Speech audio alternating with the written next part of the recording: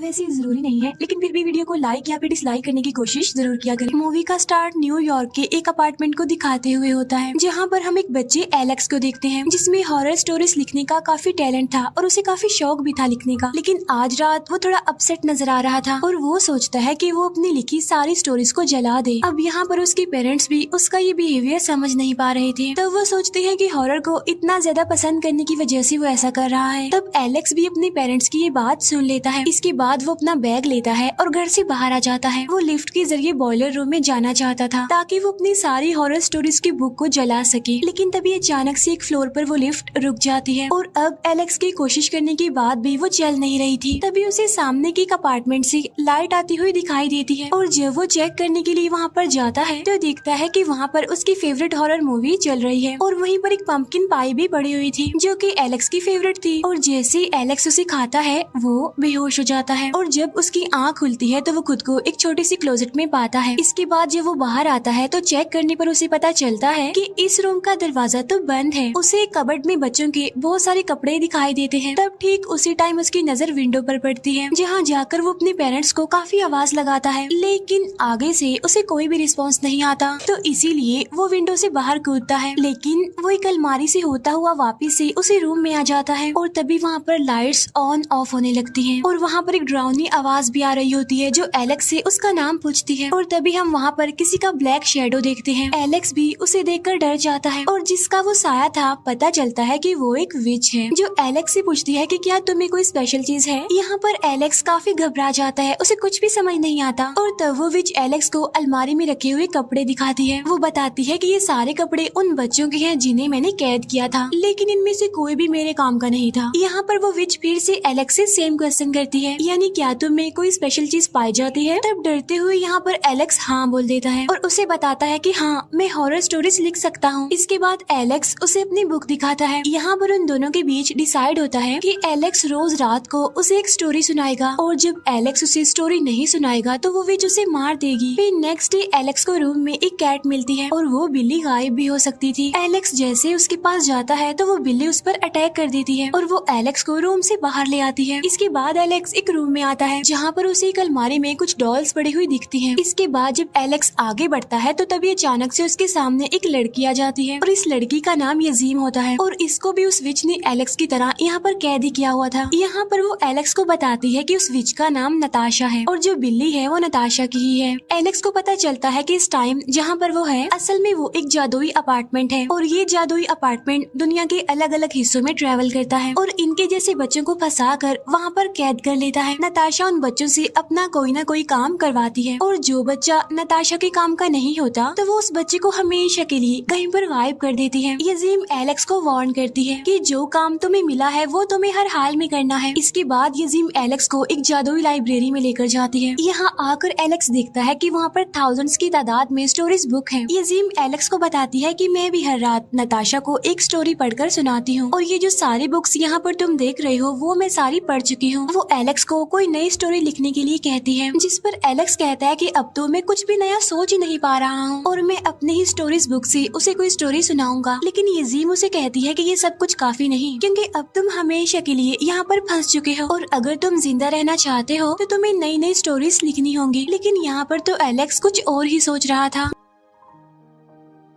जब रात के टाइम विच बाहर कहीं से आती है तब एलेक्स देखता है कि वो दरवाजा खुला हुआ है। तब एलेक्स भागकर उसके पास जाने की कोशिश करता है, लेकिन तभी अचानक ही वहाँ एक दीवार बन जाती है। तब ये बात उस विच यानी नताशा को भी पता चल जाती है कि एलेक्स ने भागने की कोशिश की है। इसीलिए वो एलेक्स को वार्न करती है कि दोबारा ऐसा सोचना भी मत। रात को एलेक्स अपनी पहली स्टोरी सुनाता है, लेकिन तभी वो दिखता है कि नताशा खुद पर एक ब्लू परफ्यूम लगा रही है। लेकिन तभी वहाँ सब कुछ हिलने लगता है। तब नताशा एलेक्स को जल्दी से स्टोरी स्टार्ट करने का कहती है। तो इस स्टोरी का नाम था द प्लेग्राउंड, जिसमें एक बच्चा अपनी मरी हुई दोस्त को आखिरी गुड बाय करने के लिए एक कब्रिस्तान में आता है। वहाँ कुछ बच्चों की सोल्स उसे हमेशा के लिए यहाँ पर रोकने की कोशिश करती हैं, लेकिन उस बच्चे की फ्रेंड उसे बचा लेती है। फिर वो दोनों प्रॉमिस करते हैं कि वो हमेशा एक दूसरे के दोस्त बनकर रहेंगे। इसके बाद वो दोनों अपने अपने रास्ते पर चले जाते हैं और जैसे एलेक्स की स्टोरी खत्म होती है वहाँ पर फिर से जमीन हिलने लगती है। तब ये देखकर नताशा को बहुत गुस्सा आता है और तब वो एलेक्स को इस स्टोरी की हैप्पी एंडिंग चेंज करने के लिए कहती है। तब एलेक्स कहानी में किसी तरह चेंजिंग करके उस बच्चे को दोबारा से कब्रिस्तान में ले आता है, जिससे वो बच्चा हमेशा के लिए वहाँ पर कैद हो जाता है। और जब इस स्टोरी की सैड एंडिंग होती है तो वहाँ पर जमीन हिलना बंद हो जाती है। इसके बाद नताशा उसे वार्न करती है कि लिसन केयरफुली, मैं कोई भी हैप्पी एंडिंग सुनना नहीं चाहती। इसके बाद वो एलेक्स की स्टोरीज वाली बुक देखती है और कहती है कि ये स्टोरीज काफी नहीं है, इसीलिए तुम्हें कुछ नया लिखना होगा। तब एलेक्स लाइब्रेरी में बैठकर बहुत सोचता है, लेकिन उसके दिमाग में तो कोई नई स्टोरीज आ ही नहीं रही थी। तब इसीलिए वो वहाँ पर रखी हुई बुक्स चेक करने लगता है। एक बुक को रीड करने पर उसे उसमें एक हिडन मैसेज मिलता है। उसे पता चलता है कि ये किसी लड़की ने लिखा है और उस लड़की को विच ने एक यूनिकॉर्न दिखाकर यहाँ पर कैद कर लिया था। और तब इस बारे में वो यजीम से पूछता है, जिस पर वो कहती है कि नहीं, ऐसा तो नहीं है, बल्कि वो लड़की तो अपनी एक फेवरेट डिश देखकर यहाँ पर आई थी, जैसे तुम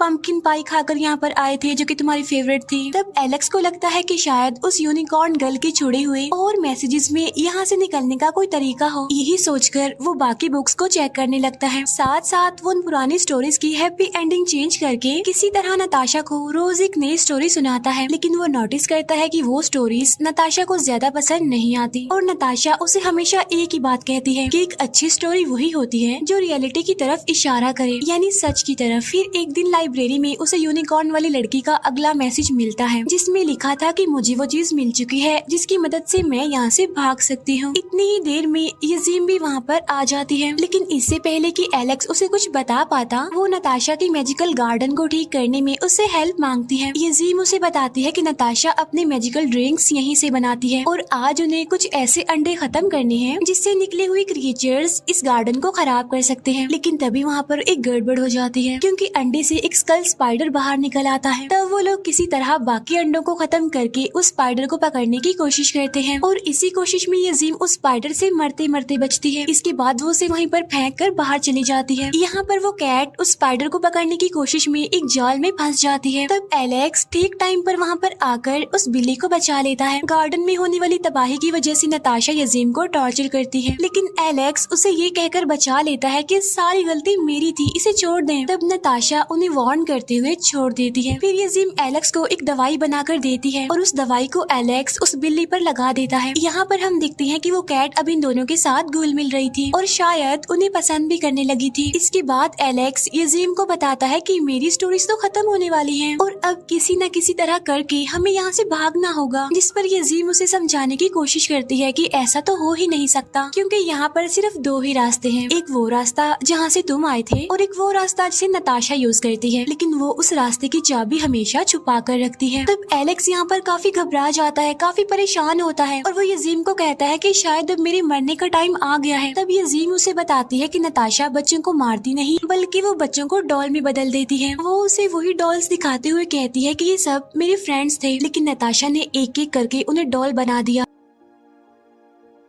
तब एलेक्स नोटिस करता है कि सभी डॉल्स ने कुछ न कुछ पहन रखा है, लाइक वॉच, इयररिंग्स और ब्रेसलेट। तब यजीम उसे बताती है कि ये सब कुछ वो रियल लाइफ में भी पहनते थे। और तब यहाँ पर एलेक्स उसे यूनिकॉर्न गर्ल के बारे में बताता है और एक बुक में उसका ड्रॉ किया हुआ लॉकेट भी दिखाता है। तब वो देखते हैं कि किसी भी डॉल ने वो लॉकेट नहीं पहना हुआ है। इसका मतलब ये है कि वो यूनिकॉर्न वाली लड़की किसी तरह वहाँ से भाग गई थी। इसके बाद वो लाइब्रेरी में और क्लूज ढूंढने जाते हैं और एक किताब में उन्हें एक ऐसे जादुई ड्रिंक की रेसिपी मिलती है जिससे नताशा को सुलाया जा सकता है। लेकिन यहाँ पर एक प्रॉब्लम भी थी और वो ये कि उस ड्रिंक की स्मेल काफी तेज थी और यूनिकॉर्न गर्ल ने इसका इलाज भी तो नहीं लिखा था, यानी कि वो स्मेल कैसे खत्म हो सकती है। और तब यहाँ एलेक्स एक प्लान बनाता है कि वो एक ऐसी स्टोरी लिखेगा जिसमें नताशा खुद उन्हें उस चीज के बारे में बताएगी जो ड्रिंक की स्मेल को दूर कर सकता है। इसके बाद नताशा फिर से वो ब्लू परफ्यूम लगाती है। एलेक्स भी अब उसे अपनी कहानी सुनाना शुरू करता है, जिसमें वो बताता है कि एक जादूगर था जो कि मैजिकल ड्रिंक से एक मॉन्स्टर को हमेशा सुला कर रखता था। ऐसा वो इसलिए करता था ताकि वो उसके मुंह से हीरे निकाल सके। फिर एक दिन उसकी मैजिकल ड्रिंक से स्मेल खत्म करने वाला लिक्विड खत्म हो गया। तब वो जादूगर ना चाहते हुए भी उस मॉन्स्टर को मारने चला गया। तभी एक लड़की उसके पास आकर कहती है कि मैं तुम्हारी मैजिकल ड्रिंक से स्मेल दूर कर सकती हूँ। वो लड़की उस लिक्विड के 2-3 ड्रॉप्स को मैजिकल ड्रिंक में डालती है, लेकिन साथ साथ उसका एक साइड इफेक्ट भी होता है और वो ये कि वो मैजिकल ड्रिंक से एक आम ड्रिंक बन गया, यानी उसका जादू चला गया, जिससे वो मॉन्स्टर सोया ही नहीं और वो उस जादूगर को मार डालता है। कहानी खत्म होने के बाद नताशा एलेक्स को हर बार की तरह सच सुनाने को कहती है और वो खुद ही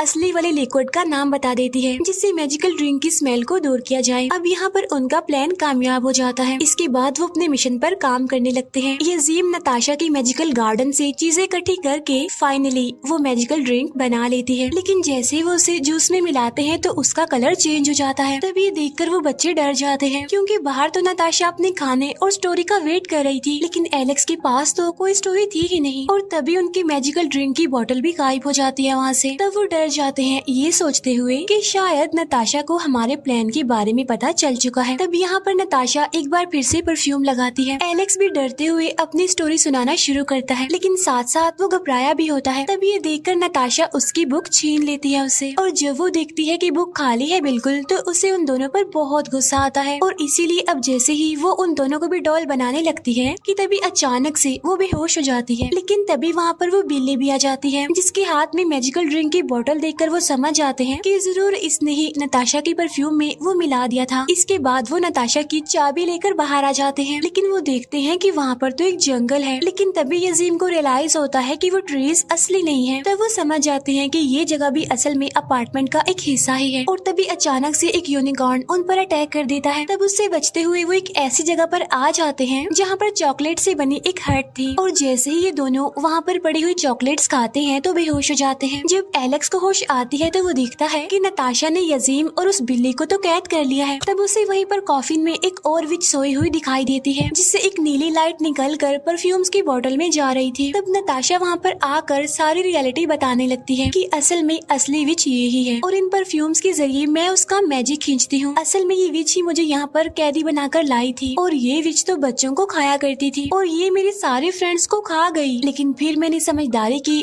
और मैं उसकी फेवरेट बन गई और एक दिन मैं अपने जादुई ड्रिंक की मदद से यहाँ से भागने में कामयाब भी हो गई और अपने घर जाकर मैंने देखा कि मेरे पेरेंट्स वहाँ पर हैं ही नहीं। तब इसीलिए मैं वापस से इसी अपार्टमेंट में आ गई क्योंकि मेरे पास जाने के लिए और कोई जगह ही नहीं थी और तब से मैंने असली विच को सुला दिया और उसकी जगह मैंने ले ली। यहाँ पर वो जान पाते हैं कि वो यूनिकॉर्न गर्ल कोई और नहीं बल्कि नताशा ही है और तभी वहाँ पर जमीन एक बार फिर से हिलने लगती है और तब उन्हें पता चलता है कि ये सब कुछ उस सोई हुई विच की वजह से ही हो रहा है।